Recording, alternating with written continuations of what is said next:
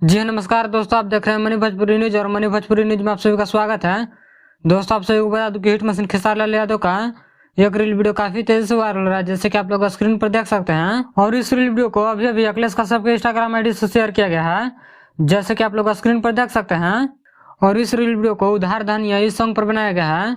दोस्तों, आप सभी को बता दूं कि इस रील वीडियो में खेसारी लाल यादव के साथ में अखिलेश कश्यप और सारेगामा हम भोजपुरी के मालिक बद्री झा और विवेक सिंह नजर आ रहे हैं। दोस्तों, आप सभी को बता दूं कि इस सॉन्ग को आज सुबह में बुलबीट भोजपुरी पर रिलीज किया गया है। अगर आप लोग इस सॉन्ग को नहीं सुने हैं तो बुलबीट भोजपुरी पर जाके एक बार जरूर सुने, काफी बेहतरीन सॉन्ग है।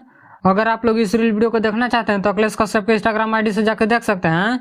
काफी बेहतरीन रील वीडियो लग रहा है।